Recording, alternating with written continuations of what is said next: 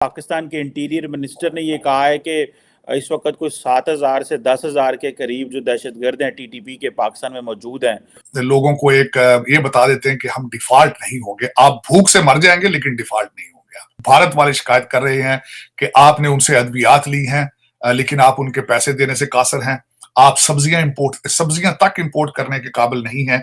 तो डिफॉल्ट की डेफिनेशन मेरे ख्याल में इसहाक डार साहब को नई डेफिनेशन लंदन से लेकर आए हैं, जो कहते हैं हम भूख से मर जाएंगे लेकिन डिफॉल्ट नहीं करेंगे। कोई सोल्यूशन नहीं है किसी के पास भी अभी इस वक्त जो है, अगर देखा जाए तो हालात फाइनेंशियली, मॉरली, एथिकली सारे खराब हैं। हर जो डिपार्टमेंट है इज इन्वॉल्व इन करप्शन। आज एक वीडियो सोशल मीडिया पे वायरल है कि अफगान कमांडर, उसके हाथ में बड़ी बंदूकें और वो चल रहे हैं, उसको पूछ रहा है कि किधर पाकिस्तान जा रहे हो, तो कहते हैं उधर नहीं हमने जाना, उधर उनके ऊपर बड़ा कर्जा है।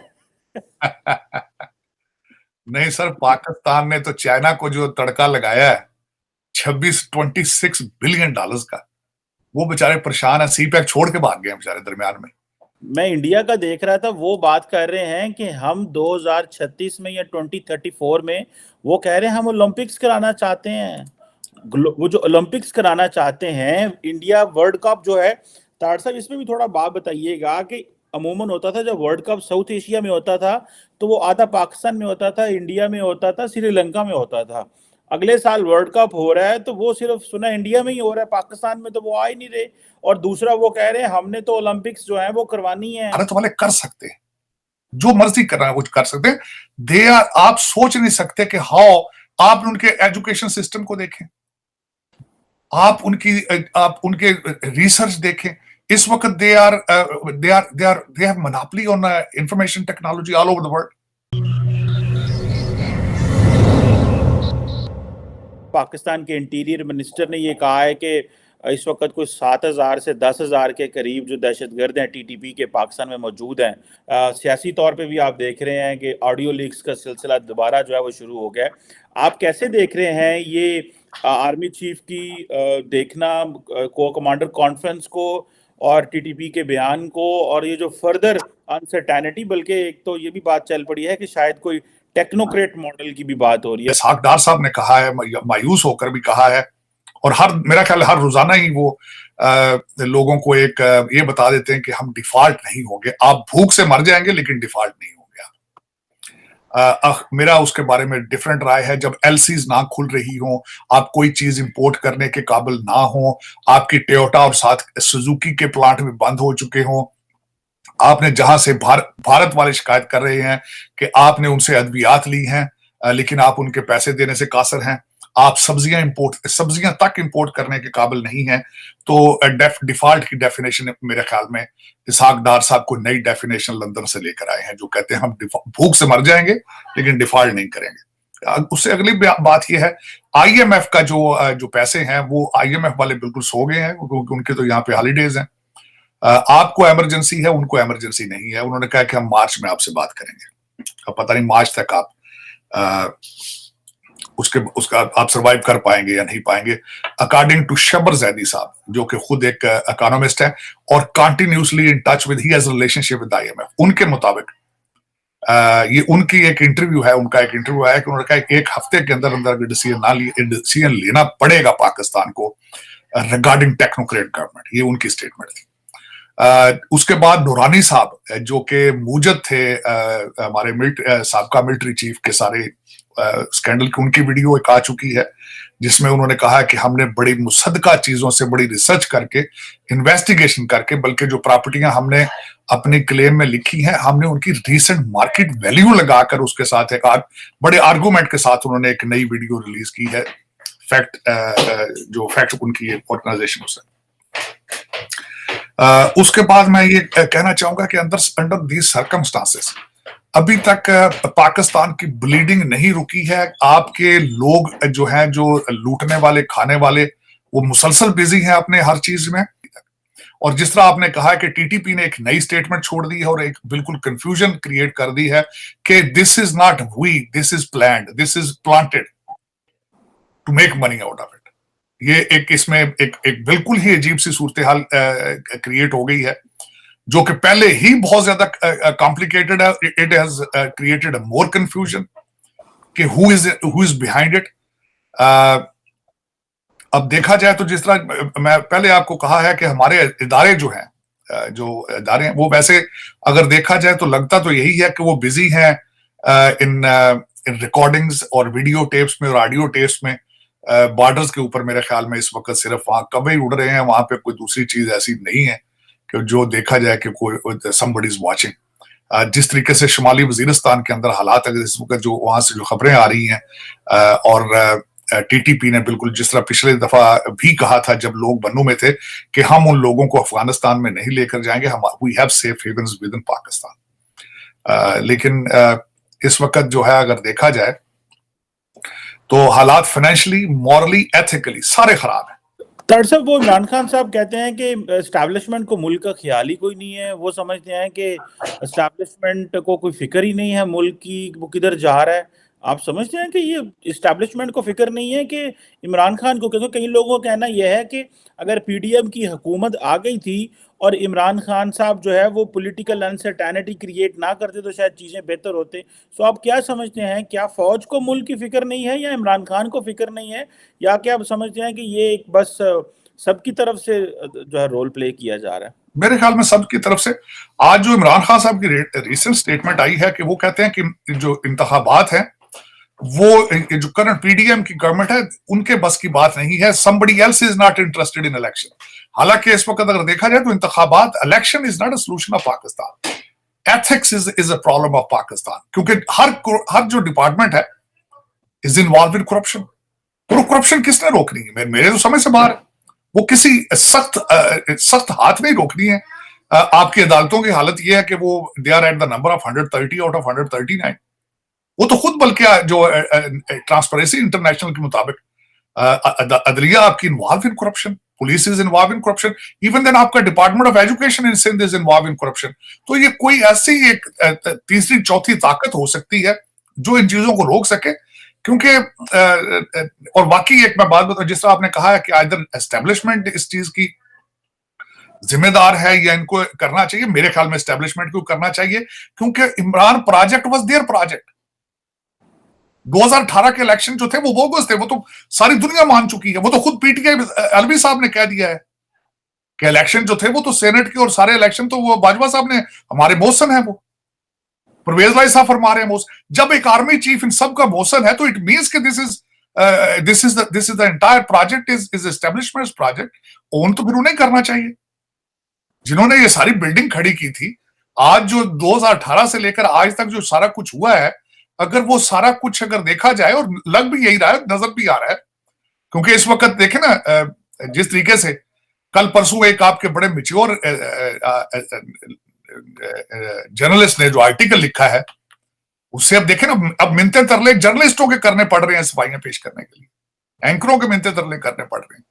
तो इट मींस कि they are responsible people, they should own it.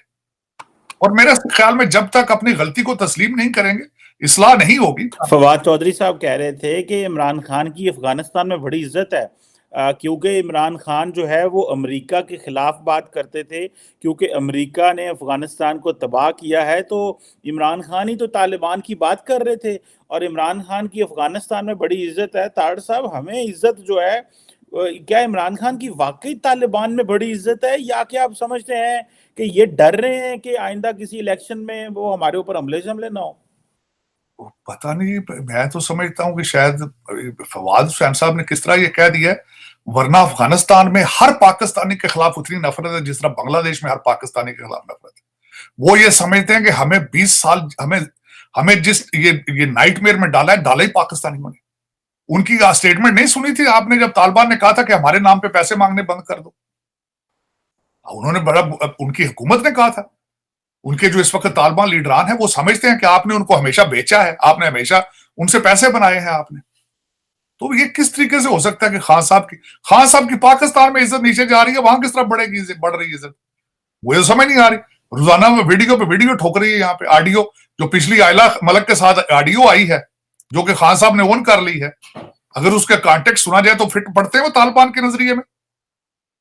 Taliban के किसी बंदे को ट्रांसलेट कराकर अगर वो ऑडियो सुनाई जाए, आपका क्या ख्याल है कि वो इमरान खान साहब को कितना पसंद करेंगे?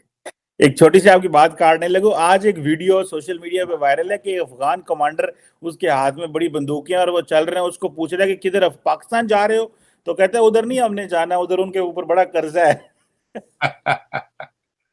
नहीं सर, पाकिस्तान ने तो चाइना को जो तड़का लगाया है 26 का, वो बेचारे परेशान है, सी पैक छोड़ के भाग गए बेचारे दरमियान में। वो कहते हैं ऐसी मोहब्बत से हम बाज आए। ये बार बार कहते हैं यार चाइनीज को खुशबू लगा के आओ ना यार इधर पाकिस्तान, तो वो कहते हैं नहीं यार ऐसी मोहब्बत से हम बाज आए। चाइनीज भी कहते थे कि हम जिधर जाते हैं हम सीएनई पा देने हैं। मुझे कई मेरे दोस्त यहाँ कहते थे अमेरिका में, वो कहते थे नहीं, इनको जो पाकिस्तान ने हाथ लगाना है चाइनीज भी हाथ लगा लगा के देखेंगे। और दरमियान में नीलम डैम के ऊपर भी डैम भी छोड़ के भाग गए हैं और सी पैक भी छोड़ के भाग गए हैं। हकीकत पाकिस्तान को तो पाकिस्तानी तबाह कर रहे हैं। They are determined to reach to the peak. 76 साल के देखे ना, 76 साल की मेहनत आज रंग ला रही है। देखें जरा, 76 साल की मेहनत इस वक्त रंग ला रही है। अब मैं हैरान हूं कि छोटे छोटे लौंडे लपाड़े जो थे, जिनकी दाढ़ी मूछे नहीं थी, जिनको किराने की दुकान वाला गोल्ड लीफ के सिगरेट उधारे नहीं देता था, अरबों में टीके लगाए, अरबों में, करोड़ों में नहीं, अरबों में। चले, फिर मेरा मकसद है, वो कहते हैं जिस तरह की कौम हो उस तरह के लीडरान होते हैं। मेरा ख्याल है कौम को ही फर्क था, कौम को ही फर्क लग गया था कि उन्होंने, बल्कि मैं चीमा साहब आज आपसे रिक्वेस्ट करूंगा, दुआ करें मैं बड़ा होकर आर्मी जनरल बन जाऊं पाकिस्तान में। अच्छा, वो क्यों तार साहब, ये क्यों अब आपको ये ख्वाहिश क्यों पैदा हुई है ये आपकी? मैं दो ही ख्वाहिश है, या मैं क्रिकेटर बन जाऊं या आर्मी जनरल बन जाऊं, दूसरा तीसरा तो प्रोफेशन ही कोई नहीं पाकिस्तान, कोई मुस्तकबिल नहीं है। मैं कहता हूं सारे पाकिस्तान को या क्रिकेटर होना चाहिए या फिर फौजी जनरल होना चाहिए, सिपाही नहीं होना चाहिए, आर्मी जनरल हो, क्योंकि इन दोनों लोगों की है वहां। मेरा मकसद तीसरा बंदा तो फजूल है। आप देख लेना, मेरा मकसद है कि आपके रिटायर आर्मी जनरल किधर जाते हैं, क्या करते हैं, क्या हिसाब किताब है।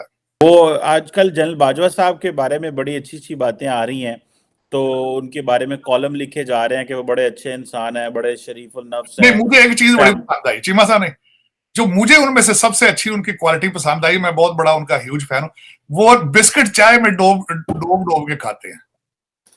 इससे बड़ा लीडर वो हो सकता है कोई दुनिया में, कि इस तरह की एबिलिटी हो कि चाह दे विच बिस्किट डोब डोब के खाते ने। मैं सरकार, मैं आर्मी जनरल बना तो मैं भी ऐसे ही करूंगा, चाय में ना डोब डोब के खाऊंगा बिस्किट। हमारा मीडिया इसको हाईलाइट कर रहा है, मीडिया के लोग ये बताने के लिए कि वो बड़े देसी किस्म के बंदे थे, उनको तो इन चीजों से कोई गर्ज नहीं है। ये तो नूरानी साहब की आज सुबह सुबह जो मैंने सुनी उन्होंने रिलीज की है, लेकिन ये कि दुआ करें मैं आर्मी जनरल बस बन जाऊं, मुझे और कुछ नहीं चाहिए, दुआ ये करें मैं बड़ा होकर आर्मी जनरल बन। ताड़ साहब, हम इन सियासत में फंस गए हैं। मैं इंडिया का देख रहा था, वो बात कर रहे हैं कि हम 2036 में या 2034 में, वो कह रहे हैं हम ओलंपिक्स कराना चाहते हैं। वो जो ओलंपिक्स कराना चाहते हैं, इंडिया वर्ल्ड कप जो है, ताड़ साहब इसमें भी थोड़ा बात बताइएगा कि अमूमन होता था जब वर्ल्ड कप साउथ एशिया में होता था तो वो आधा पाकिस्तान में होता था, इंडिया में होता था, श्रीलंका में होता था। अगले साल वर्ल्ड कप हो रहा है तो वो सिर्फ सुना इंडिया में ही हो रहा है, पाकिस्तान में तो वो आ ही नहीं रहे। और दूसरा वो कह रहे हैं हमने तो ओलंपिक्स जो है वो करवानी है 2034 या 2034 2036 में। तो ये जो चीजें हैं, ये चीजें भी हमारी लीडरशिप को, हमारी एलीट को ट्रिगर नहीं करती कि देखिए इंडिया किस तरह इन चीजों के ऊपर हावी हो रहा है और हम पीछे रह गए हैं? क्या ये चीजें ट्रिगर नहीं करती या कि हम बहुत थिक स्किन हो चुके हैं? ताड़ साहब, चीमा साहब, लीडरशिप सबसे पहले तो लीडरशिप है ही नहीं पाकिस्तान में, रिगार्डलेस किसी इंस्टीट्यूशन में। मैं ये नहीं कह रहा हूं, एक तो हमारी गलती है कि हम सिर्फ लीडर की जब बात करते हैं तो सियासी लीडर को, सियासत भी नहीं है ना, जमहूरियत है। आप देखें ना इसमें क्या होता है, आपके ये लेगेसी पॉलिटिक्स है सारी। भुट्टो पैदा होते ही वजीर आजम बन जाएगा, शरीफ पैदा होते ही वो चीफ मिनिस्टर भी बनेगा, प्राइम मिनिस्टर भी बनेगा। ये सियासत थोड़ी, जमहूरियत थोड़ी है, ये तो फ्रॉड है, टोटल एक टोपी ड्रामा है। दूसरा, और दूसरा ये कि सारे कौम पहले कभी सीएसएस करके वो एसपी कहते बनता है, कभी वो केंद्र जनरल बनना है, कोई उसमें कोई वेलफेयर सर्विस वाली कोई मोहब्बत इतनी, ये कुछ चीज इसमें, ये सारा एक लुट मार टोपी ड्रामा। लेकिन उसमें चीमा साहब इंडिया वाले, भारत वाले कर सकते हैं, जो मर्जी करना है कुछ कर सकते हैं। दे आर, आप सोच नहीं सकते कि हाउ, आप उनके एजुकेशन सिस्टम को देखें, आप उनके रिसर्च देखें। इस वक्त they have monopoly on information technology all over the world. और दूसरा ये कि उन्होंने देख लिया है तरक्की को, उन्हें चस्का पड़ गया तरक्की का। और हमारी तरफ देखें अगर मैं थोड़ा सा एनालिसिस करना चाहूंगा, अगर टीटीपी वालों का जो लेटर निकला है, अगर उसके ऊपर भी देखा जाए कि ये जी एम्बेसियों वालों से पैसे बनाना चाहते हैं, तो नुकसान किसका है? फिर भी पाकिस्तान का नुकसान है। उसकी वजह क्या है? ठीक है, एम्बेसियों वाले पैसे दे देंगे, टूटे फूटे आपको बाढ़ शाह ठीक करने, वो पाकिस्तान में तो आने नहीं है, वो सीधे दुबई और लंदन जाने। मार कौन खाएगा? आपका ग्रीन पासपोर्ट मार खाएगा। उसकी वजह यह है कि पहले भी जब आपने दहशतगर्दी बेची पूरी दुनिया के अंदर, अफगान जंग के बाद आपने जब दहशतगर्दी बेची, नुकसान किसका हुआ था? पाकिस्तान का हुआ था। जिन लोगों ने पैसे बनाए थे वो सारे बाहर बैठे हैं, सारे बाहर बैठे हैं। क्योंकि देखिए, मैं दुख के साथ कहूंगा, हमारे साबका आर्मी चीफ को उस इंटरव्यू में भी कहना पड़ा है कि मैं पाकिस्तान के अंदर ही रहूंगा। क्यों कहना पड़ा है? कि there is assumption, there is an assumption. London में खड़ी होकर बच्चियों ने कई दफा कहा है बेल्जियम बेल्जियम, पता नहीं, मुझे तो पता नहीं बेल्जियम क्या अट्रैक्शन थी उसके लिए कि बेल्जियम चलें, बेल्जियम चलें। ये क्रिएट किया गया माहौल, एक ऐसी फैसिनेशन है, एक ऐसा एक चार्म है, एक्सटेंशन मारे जा रही पाकिस्तान को हर आर्मी जनरल की।